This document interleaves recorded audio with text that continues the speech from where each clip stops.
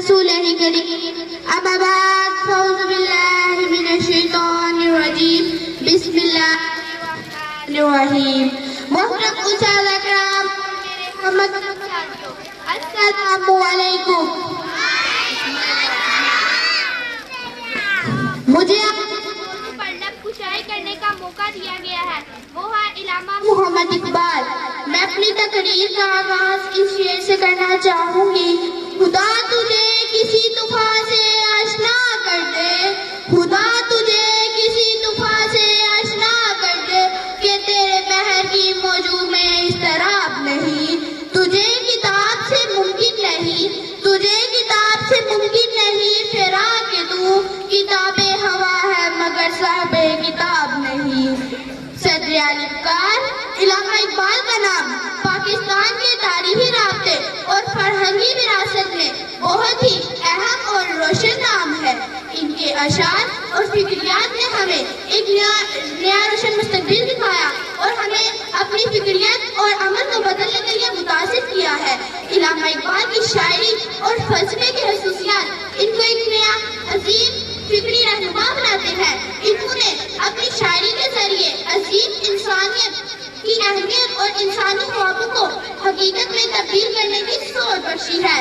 ان کے اشعار میں دین، معاشرت، اخلاقیات اور محبت کی باتیں بڑی گہرائی سے پیش کی گئی ہیں جو ہمیں ایک بہترین انسان بننے کی راہ دکھاتی ہیں. علامہ اقبال کی شاعری میں پاکستان کی قومیت، اسلامی اصولوں اور علم و فن کی فروغ کی خوبصورتی کو بیان کیا گیا ہے. ان کی شاعری کی تعلیمی اور تربیتی اہمیت کی کوئی رد نہیں کی جا سکتی. ان کی کتابیں اور شاعری نوجوان نسل کو ایک نئی روشنی اور رہنمائی فراہم کرتی ہے جو کہ ان کی زندگی اور فکری رویہ کی حیران کن جواب محسوسیت کو نمایاں کرتی ہے. گرتے ہیں سجدوں میں ہم اپنی ہی حسرتوں کے خاطر اقبال، گرتے ہیں ہم اپنی ہی سجدوں میں ہم اپنی ہی حسرت کے خاطر اقبال. اگر گرتے ہیں صرف عشق خدا میں تو کوئی حسرت ادھوری نہ رہتی. صدر الفقار ان کی زندگی کے حالات بھی ایک دلچسپ سرگرمی کا باعث رہے ہیں جو ان کے مقاصد اور فکریات کو بہتر سمجھنے کی سہولت فراہم کرتے ہیں.